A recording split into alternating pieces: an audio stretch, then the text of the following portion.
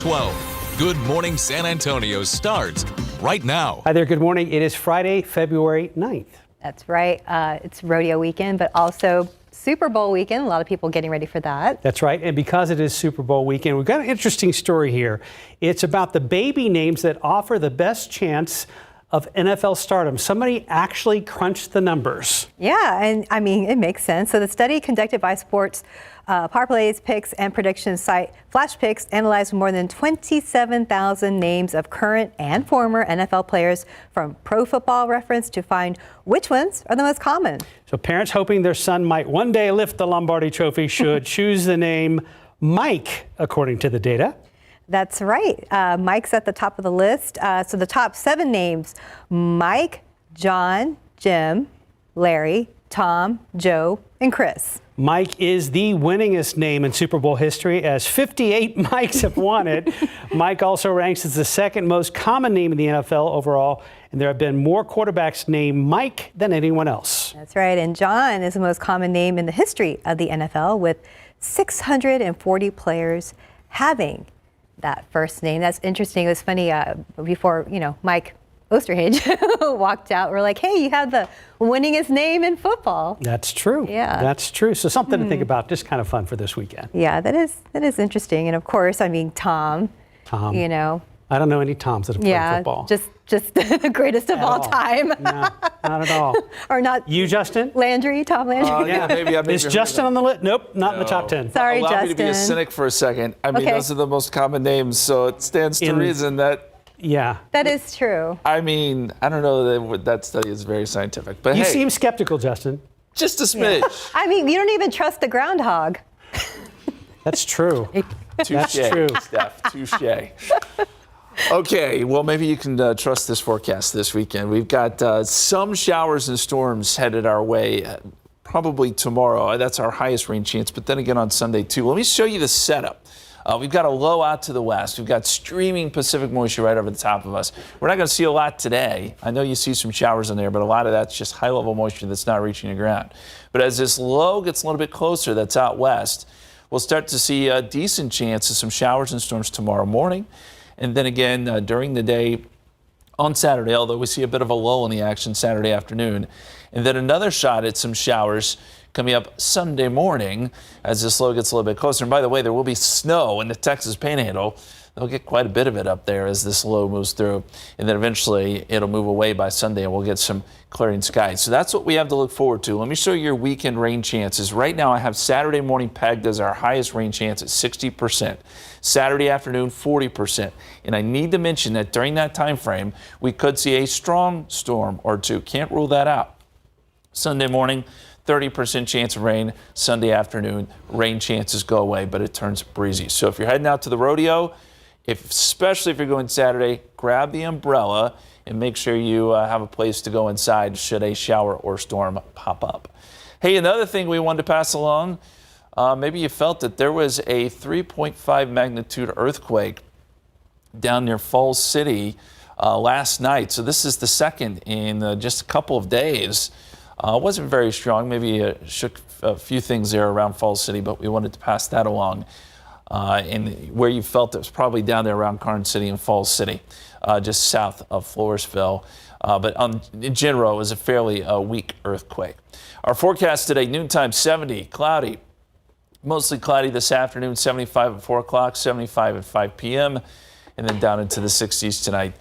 Staying mostly cloudy. We'll take a closer look at that forecast for the showers and storms here, but so far it's dry roads. RJ, any incidents going on? Yeah, Justin, so basically out a lot of these bigger incidents that we've seen over our 8 o'clock hour. So TransGuide traffic cameras looking pretty good out there if you're about to head out on your Friday morning. A couple things to let you know about. Still have a stalled vehicle here, I-10 westbound at Ramsgate Drive. Remember earlier we had a big backup over there by Huebner. That has been cleared out. So right now a stalled vehicle there, not causing too many delays there. Southwest side, we have another stalled vehicle here, Loop 410 northbound at Ray Allison Drive, but you can see traffic is still getting through the area pretty smoothly in the southwest side for our drivers there. All right, so construction news for the weekend.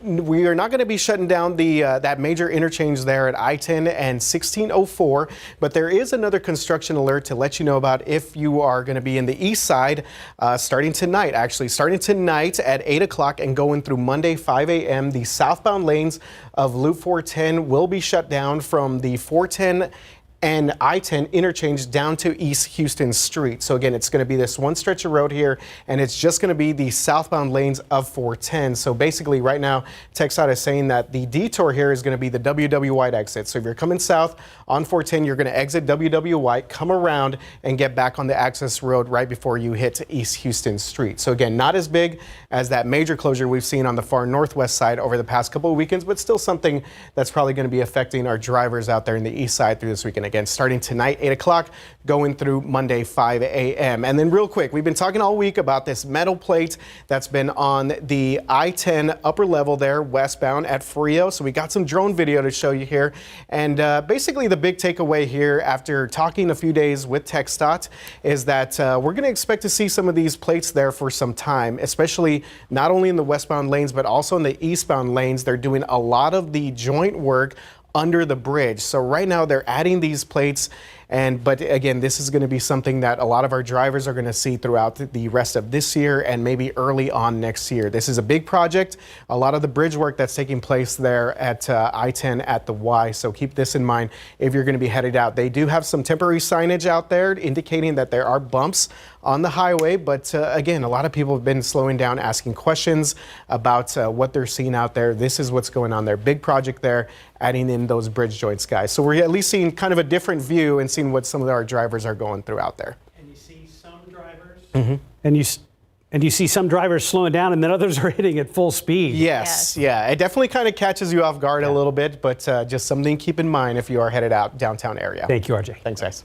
Thank you. And here's today's 9 at 9. The MLK Commission has announced plans for a special event honoring Dr. King's legacy after extremely cold, icy weather led to the cancellation of this year's MLK March. Dwayne Robinson, chair of the MLK Commission, said the committee plans to hold a two-day celebration at Pittman Sullivan Park on the 24th and 25th of this month. More details are expected to be announced soon. President Biden angrily defending his ability to do his job after special counsel Robert Hur's investigation into his handling of classified documents and his assessment of Biden's mental acuity and memory. While the special counsel found Biden willfully retained and shared some classified information, no criminal charges are being pursued. Colorado's 2024 presidential ballot will likely include former President Donald Trump, despite the state's effort to remove him from the ballot. The U.S. Supreme Court heard oral arguments yesterday in the case after the Colorado Supreme Court ruled Trump was ineligible for office because of the Capitol insurrection. However, all 9 U.S. Supreme Court justices seem to display some skepticism over the arguments.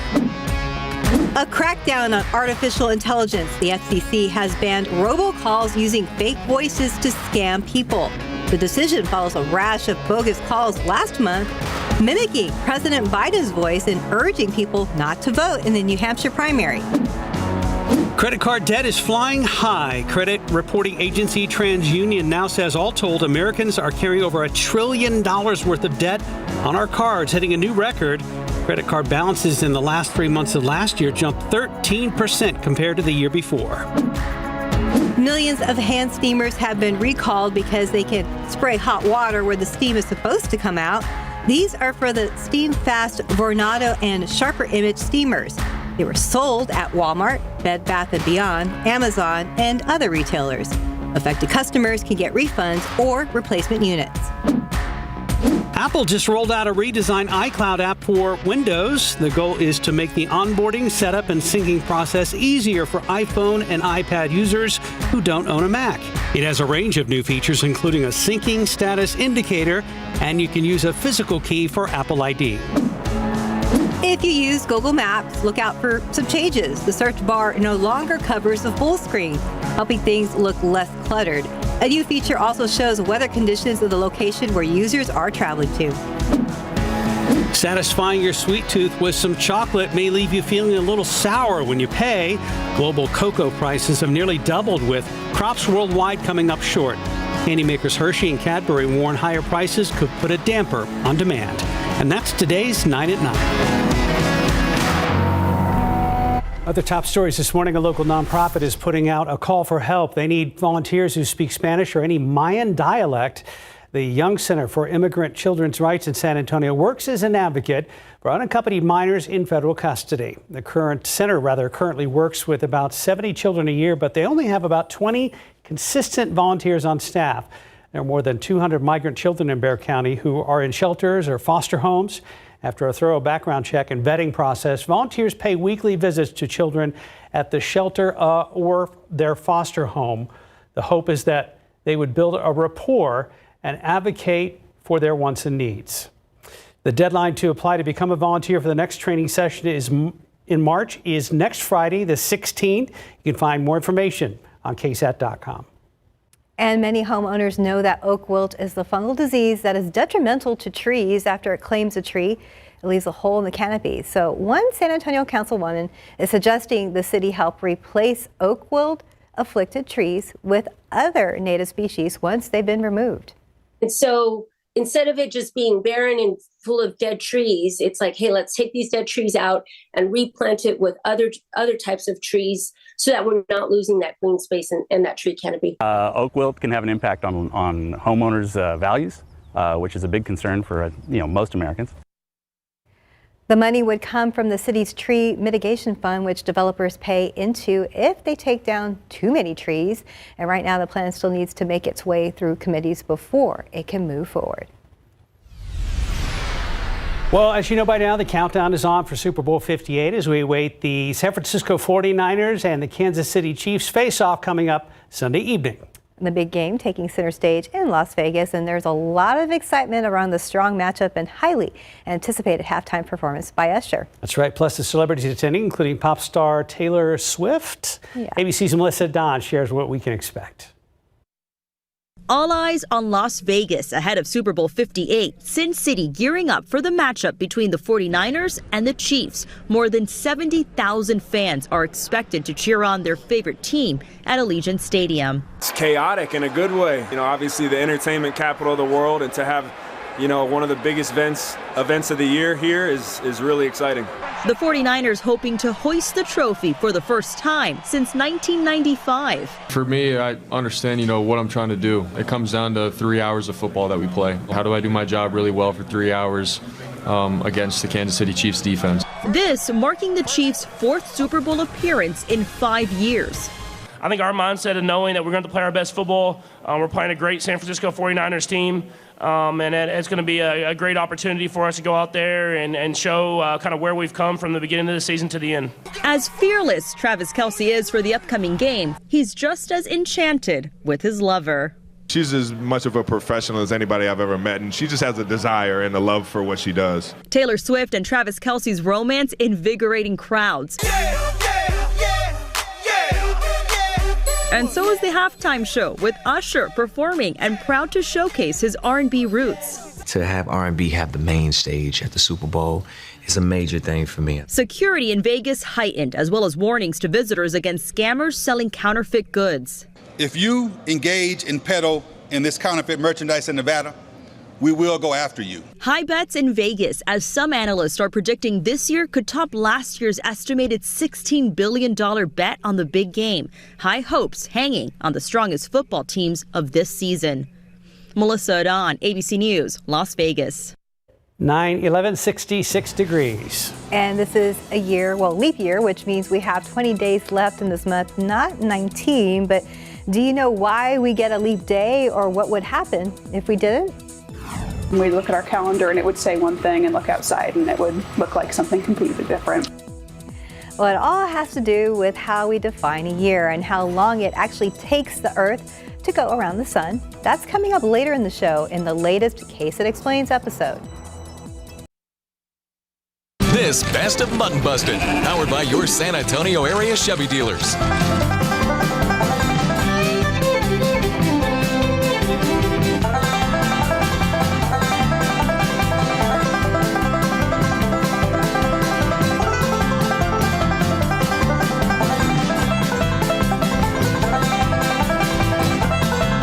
so cute. That first kid is me. That would have been so me.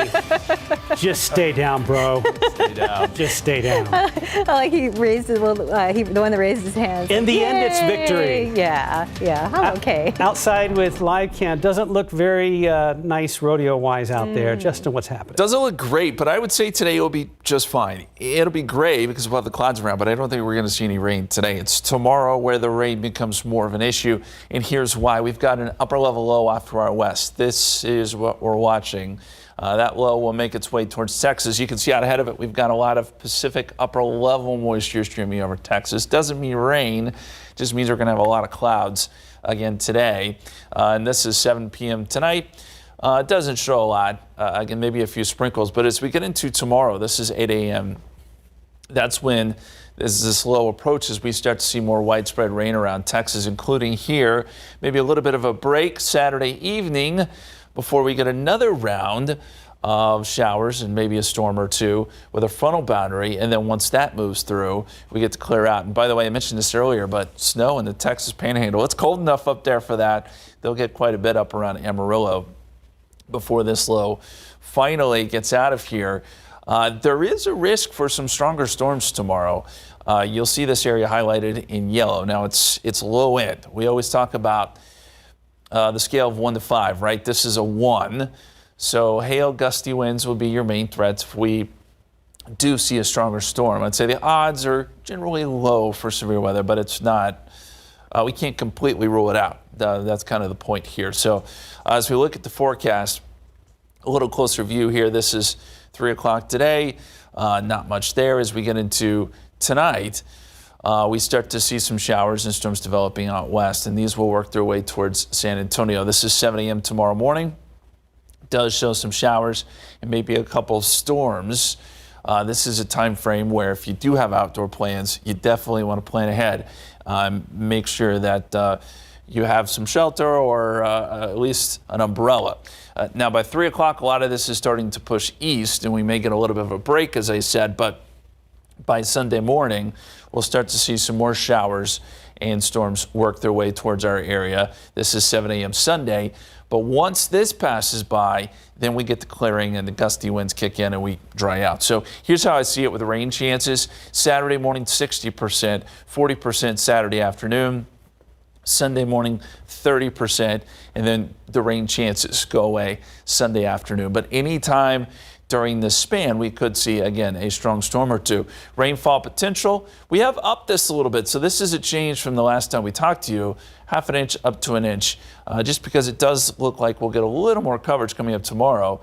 So that's good news. We get to add to our rainfall total for the year. Right now, 66, dew point 62.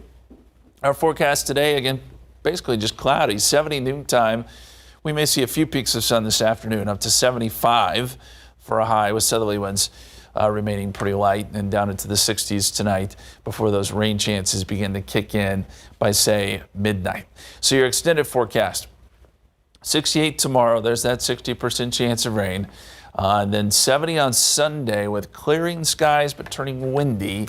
Monday will be a pretty blustery day. We start off at 40 with gusty winds, so wind chill values Monday morning when you head off to work or school will be an issue. But otherwise, we look at some pretty good weather next week, including for Valentine's Day. So, you know, the ladies will be happy. Yeah, I'm glad the weather works out for that. And then we'll have to pull out the jackets again on Monday morning. Yes. Thank you, Justin. 920, 66 degrees. And we have to take a quick break, but when we come back, RJ's going to be back again to talk about the Spurs game last night and the trade deal made. Welcome back. It is 9:23, and it's been a very rough start for the Spurs on the rodeo road trip. Yeah, they lost the second straight game in the state of Florida. RJ is back with more on that. Good morning. Yeah, guys. The Sunshine State has been no fun for our San Antonio Spurs. The start of the rodeo road trip, second straight loss there. Remember, they lost to the Miami Heat last night or the day before, and then last night they were taking on a pretty good Orlando Magic team. So these teams have actually been pretty good here in the Eastern Conference, and big takeaway here, guys, is that Orlando, again, this game was close. Let's see, we got some of the highlights here. This game was close to start, first quarter, and then Orlando just closed the first half on a 19-4 run.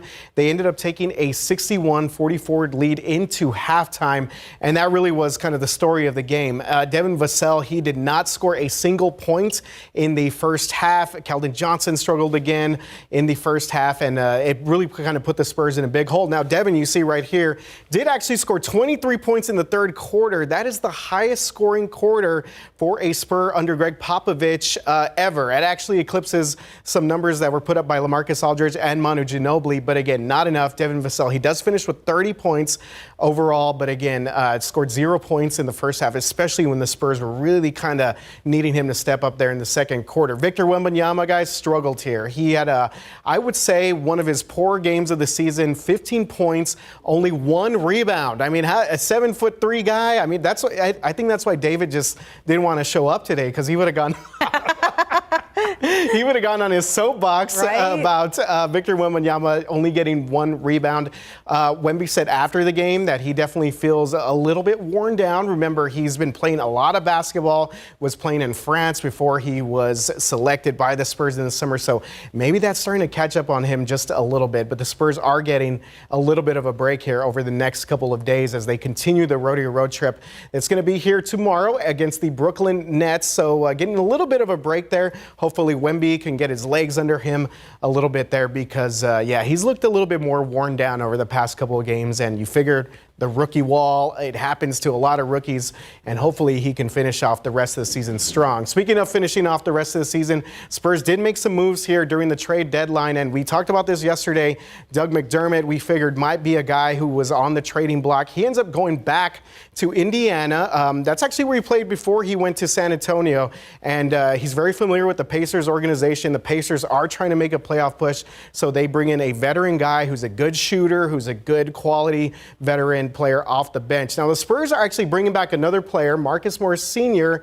My guess is that he does not actually play any games with the Spurs. I think this was a salary move. I think it was just to match up the salary cap there, and they're also getting a couple of picks. But again, the Spurs moving Doug McDermott out. This was part of a 3-team trade with the Pacers and the 76ers. Don't think it's going to make such a huge difference in terms of what the Spurs are going to do the rest of the year. All right, guys, one other quick thing, because we obviously see Super Bowl this weekend. C.J. Stroud, how about this? C.J. Stroud becomes the first Houston Texans player ever to win the NFL Offensive Rookie of the Year. Not only did CJ get it done, Will Anderson Jr. also got it done. Remember, the Texans, they were criticized for moving up in that draft last year to get the second pick, who was CJ Stroud, and then the third pick, Will Anderson Jr. Both those guys take care of business. You see DeMeco Ryans there. CJ and DeMeco became only the third rookie coach quarterback combo to win a playoff game since 1950, and CJ Stroud had an amazing year, threw for over 4,100 yards, 23 touchdowns, only 5 interceptions, and the future is bright for the Houston Texans, guys. Outstanding year for the Texans. Definitely. Despite their playoff results, they've got some key pieces in place for sure. Absolutely. Plus, an old school Texan, I know that's hard to be old school Texans when we're talking about a franchise that's been about 20 years old, but Andre Johnson, the first Texan ever to be getting into the Pro Football Hall of Fame. So good stuff there by the former wide receiver. And we were saying earlier on Good Morning San Antonio, J.J. Watt probably is going to be a first ballot guy to get in as the next Texans player. But makes me feel a little bit old to see those Texans. We get it. Getting into the Hall of Fame. Fan favorites. Thank you, RJ. Thanks, Thank you, sir. 927, 66 degrees. More ahead on GMSA at 9. It's the most important date on the calendar. Not the most important day, the most important date. She's talking about Leap Day, February 29th. So this year is a leap year, but do you know why? Well, the KSAT Explains team breaks it down for us and introduces us to the Leap Day lady. And trust us, you're not going to want to miss her. Let's look out there with a live cam. Not a cold February morning, but if you miss it, just hold on. Next week we'll have a cold morning. Honestly, if you looked at live cam and you told me the date, you would think it is cold out there, but it's not. It's cloudy, but we've got temperatures in the 60s. Feels okay, and it's actually going to be pretty warm this afternoon. Let me show you the temperatures with the visible satellite picture on top. So we're looking down from space on the cloud cover, and we've got a lot of it. So we've got a high cloud streaming across and some low clouds mixed in there too. Bottom line, it's going to be a pretty gray day. There could be some peaks of sun here and there. We're seeing a few out near Carrizo Springs, but I don't expect many. 66 at the airport, 67 in New Braunfels, 67 in Kennedy. Pretty uniform numbers, courtesy of this cloud cover. 68 right now in Castroville. Pollen count is in. You know, it hardly seems fair. Mountain cedar season is going away. Look what shows up today, mulberry and ash. Well, what does that mean? It means tree season's already starting to kick in, and the oak is right around the corner. So no break, no rest for the weary, right? This weekend, chance of showers and storms on Saturday. Right now we have it pegged at about a 60% chance, so know that if you're heading to the rodeo or whatever outdoor plans you may have. 70 on Sunday. If we see rain on Sunday, which we could, it's going to be early in the morning, but it clears out pretty quickly. So most of Sunday looks good, just a little breezy with some gusts up to 30 miles per hour. Coming up here in just a few minutes, we'll talk a little bit more about that earthquake that was reported yesterday down in Falls City. Guys? Thank you, Justin. This year is a leap year, which means February has 29 days instead of the routine 28. That's right. It rolls around every 4 years, almost. And the KSAT Explains team tells us why that's almost always the case and why we have leap years.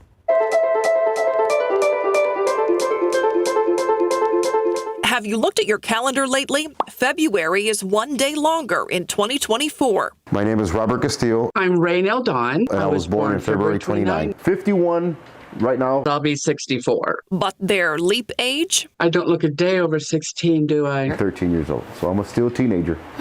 So I tell my wife that, you know, hey, you're taking advantage, you cougar. Almost every 4 years, we add one extra day to the month of February, giving us 29 days that month. So how long it takes us to go around the sun is not exactly an even number of days. This is Angela Speck. Her passion and profession is in astronomy. The time it takes for the Earth to go around the sun is about 365 and a quarter days. But as you might have noticed, our man-made calendar measures 1 year in 365 days even. So what you get is 365 days for 3 years, and then you add 1 day on the fourth year so that then you're back where you started. It's to make up for that fraction of a day that occurs every time the Earth makes a trip around the sun. You may not be an astronomy expert like Professor Speck, but you probably know that as the Earth orbits around the sun, our planet is also spinning. But get this, the axis the Earth spins on, so to speak, is spinning itself. Think of a spinning top. While the top itself is rotating really fast, it's also moving in a circular path as it spins. But that spin is going much slower than the top itself. That's what the Earth's axis is doing. It's why 1 year is not actually one full trip around the sun. Less than that, about 20 minutes. And this has to do with keeping the seasons on track. That axis is actually ever so slightly spinning around. Okay, it's very slow. It takes 26,000 years for it to do a full orbit. But over the course of 1 year, it's moved just a little bit. And so what happens is, as you are going around the sun, you get back to the same position just ever so slightly before you've done one full orbit. Without a leap year, the seasons would shift every year, just a bit. That may not make much difference in 365 days, but it does add up over time. We look at our calendar and it would say one thing, and look outside and it would look like something completely different. We would have spring in June instead of March. We would have winter in September, and so on.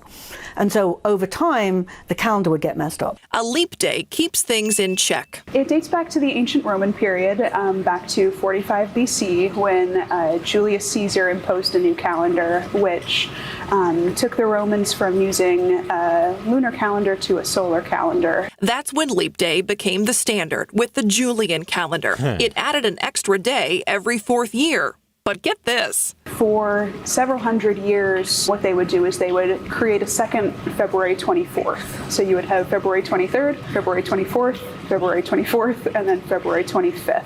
And that had to get confusing. It got very confusing. And so by the end of the Middle Ages, they started to shift over to using a February 29th rather than a second February 24th. Caesar's calendar started running into another problem, the exact issue that we just talked about. The seasons were off, and so were holidays. By the 16th century, the Catholic Church was running into the issue that Easter, one of the most important holidays in the Christian calendar, was being celebrated too early in the year because of this discrepancy. The spring equinox helps determine when Easter falls. So long, Julian, and hello, Gregorian. The Gregorian calendar was created by Pope Gregory XIII in 1582, and it's still the one we use today. The Gregorian calendar includes a leap year almost every 4 years. Here's the rule. Leap year happens every 4 years unless the year is divisible by 100. But there's an exception. Leap year can happen on a year divisible by 100 if it's also divisible by 400. Because this helps adjust for the very slight discrepancy between the length of our day and the length of an astronomical day. A complicated combination of math and science led to those rules. There's something else a little complicated about leap day for those born on the 29th. Remember Raynell? Raynell Dawn, the leap day lady. In 1988, she started a birthday club for people born on leap day. And it has come to this at leapyearday.com, the Honor Society of Leap Year Day Babies. Members of that society started noticing they run into some similar issues. Take a driver's license, for example. I was told when I moved to my state, you need to choose February 28 or March 1st because there's no February 29. It's not on the calendar. It's not in my computer.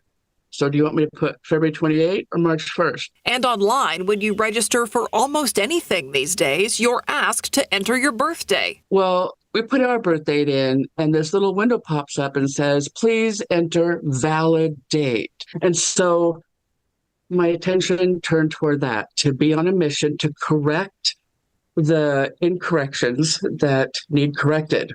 You may quote me. The Leap Day lady contacts companies and tells them the error of their ways and suggests they add February 29th as an option. And she says technology is changing to accommodate that. It's the most important date on the calendar, not the most important day, the most important date. So what are birthday celebrations like when it's not a leap year? It's very simple. Piece of cake, a couple of tacos, a hamburger, whatever, and you're on your way. But when it's my actual birthday, my wife and my daughters go all out. They go completely all out. We have Leap Day babies turning 13 and 15, and they're doing their bar and bat mitzvahs and their quinceañeras and things like that again as they're adults. How fun. Because it only comes around every 4 years. Almost. It's a lot of things that I didn't think about before. I would say poor people who have the birthday. I used to think it was cool. I was like, oh, that's so different. That's so neat. But like to deal with that, even just now, like with everything you fill out on the computer. Okay, it was just KSAT explained to me, and I'm still lost. So I promise to watch it again.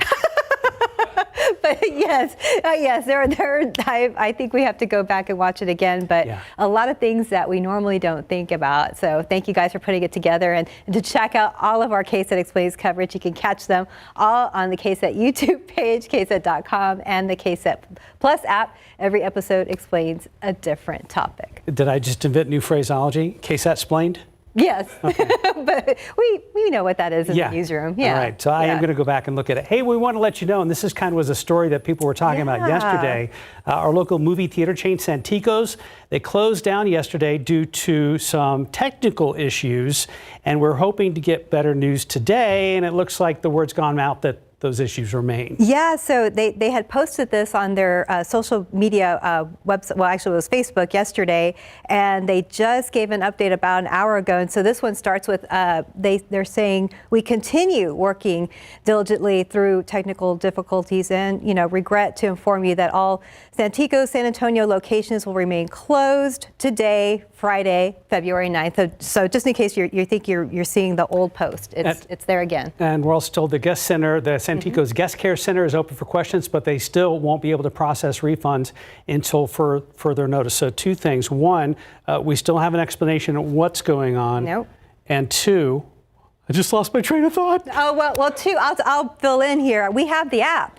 Yeah, that was it. That was it. The app, yeah. Yeah, we just right checked there. the Santikos app, and the app's not working. yeah, it's not working. Yeah. So it says check your connection, and we checked our connection. We did, and the reason I was checking, I was supposed to go to the movies today, right, Justin? Okay. So we'll see. So just want to let you know, Santikos closed again today. Right now, 9:41, 66 degrees. You're watching GMSA at 9, and if you're getting someone flowers this Valentine's Day, make sure you know the meaning behind the flower.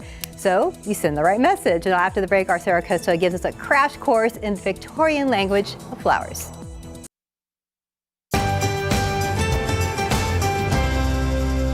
Don't order your Valentine's Day flowers just yet. Watch this to know the message you're sending. For example, red roses mean love and passion, and yellow roses mean friendship. But did you know the meanings of these flowers originate from the Victorian era, when people would send flowers to send a certain message? A couple of years ago, I stumbled upon this book, The Complete Language of Flowers by Teresa Dietz, where she breaks down all those Victorian era meanings behind flowers. I got hooked. So let's begin. New relationship but don't want to come off too strong? Send tulips, especially orange. It means you fascinate me. Watch out for hydrangeas. I know, they're beautiful, but it can mean you're cold. I don't like you. You know, maybe reserve this one if you didn't want to break up before Valentine's Day. That would be good. For Galentine's, moms or grandmas send pink carnations. It's a gal's flower. Sending flowers for, hey, good luck on that interview, thinking of you, or hang in there. Send sunflowers. They mean opportunity, good luck, and strength. For the ex that did you wrong, dead leaves. It means you're dead to me. And for your longtime spouse, get them a cactus. It means ardent love. AKA, I'm not going anywhere anytime soon. Hey, happy Valentine's Day and happy gardening. I'm Sarah Costa, KSAT 12 News. If you're just catching that the first time, it does seem there would be some mixed messaging in there. Are you surprised by any of those? All of them. All of them. Listen, I've learned more on this episode of GMSA this morning. Right. We've gone from Gregorian calendars to hydrangeas to all of it. That makes one of us. You're fine. So questions for the flowers? Are you scared? I think I'm okay. So just no hydrangeas, right? We don't. Well, it's supposed to send the message that you're cold. Of course, this is from this one Victorian book, but really, what it comes down to, it is the thought that counts. See, thank you, Steph. Thank you. So put our minds at ease. Really fine. You can buy me those flowers if you want. Hydrangeas. I won't be offended. Cacti, whatever. Yeah, cactus it is. Sure. A cactus is fine. It's a thought that counts. Well, we were talking about KSAT splains, I think that's how you put it. I did one last week about earthquakes. Oh, yeah. And we had, we've had some earthquakes down there around Falls City and Karn City. Well, we had another one last night. By the way, you can check out the new episode about the leap year on our website. Also, the old one about earthquakes, if you want to do that. But let me show you where that earthquake was down there around Falls City. It was a 3.5 magnitude. So this is that level where, maybe it shakes some plates. You may hear a little bit of rattling for a brief moment, and that's it. It's not going to do any damage. But folks down there around Falls City and Karn City are pretty used to this stuff at this point. This is the second one in as many days. So, yeah, we just want to point that out. You probably didn't feel it. You didn't feel it here in San Antonio. As we look at the dew point trend, weather-wise, over the next several days, we're going to be humid today and tomorrow, but then the dew points drop off. So we get drier air working in. Sunday gets very dry. Monday, Tuesday, Wednesday, we're talking about flowers for Valentine's Day. It'll be nice. We'll have dew points in the 40s. I guess it's not so good for the flowers, and they like the rain, but at any rate, looks good for Valentine's Day. Forecasts, as we look forward in time here. This is 3 o'clock this afternoon, not a lot there. It's just going to be a mostly cloudy day, but as we get into tonight, storms and showers will start to develop out west. Eagle Pass over to Uvalde, and then this activity will work towards San Antonio by tomorrow morning. So early morning soccer practice, anything outdoors, be aware there will be some showers and maybe a couple thunderstorms. And we can't rule out the risk for a couple strong ones mixed in there too. This will continue through about 1, 2 o'clock and then start to push east. I think we get a little bit of a break Saturday afternoon and Saturday night. But as we get into Sunday morning, we'll get another little piece of energy coming through, and that may spark off some more showers and maybe a storm. Right now we have rain chances at about 30% Sunday morning. By mid-morning on Sunday, this is out of here. we clear out, gusty winds kick in, and drier air moves in. So the weekend rain chances, just to reiterate, Saturday morning, our highest odds. Saturday afternoon, we're down to 40% and then 30% Sunday morning, with rain chances going away Sunday afternoon. That severe risk basically stretches from Uvalde over to Houston. This is the area geographically that we're talking about with the risk for a couple strong storms. Now, this is low end. On a scale of 1 to 5, it's 1. Hail, gusty winds would be the main threats. I don't think it's going to be a big issue, but we'll be here for you. If we do get any severe storms, we'll let you know. Of course, have that KSAT weather app with you. Meteorologist Sarah Spivey and meteorologist Mia Montgomery over the weekend will certainly let you know if anything pops up. Rainfall potential. We did up this a little bit. Yesterday, we're talking maybe a quarter of an inch. Looks like the models are kind of indicating maybe a little bit more than that, half an inch to an inch, just because we may see a little bit more coverage coming up tomorrow. So we get to add to our rainfall total for the year. Outside right now, still pretty gloomy. We've got temperatures in the upper 60s, 66 at the airport, 67 New Braunfels, Kerrville's at 62. But our highs today, despite all that cloud cover, still warm. We're in the mid-70s, 75 here in town, 77 Elmendorf, 79 Floresville, maybe even a few 80s in spots that see some peaks of sun. Extended forecast, 67 Saturday, 70 Sunday. Clears out on Sunday, 61 Monday. That'll be our coolest day. It will be windy and blustery Monday morning, jacket weather for sure. We'll get wind chills in the 30s Monday morning. But Valentine's Day, as I said, 66. Beautiful, no matter what flowers you buy. Exactly. It's the thought that counts. It is. It is. Go in there thinking that. It's true. Yeah. Good luck. 9:51, 67 degrees. All right, let's look out there with Zoo Cam. Looking over there at the Whooping Crane exhibit. They're gearing up for Valentine's Day as well. Before we leave you, we wanted to talk a little bit more about the total solar eclipse coming up in just a couple of months, because we know Justin is very excited about that. And apparently Marble Falls is going to be a prime viewing spot for it. Yeah, that's right. So city leaders there say they are going to have at least double the population in Burnett County to witness the total solar eclipse, which will be an additional 50,000 people during this eclipse. Now, the sun is going to pull a disappearing act, turning day into night.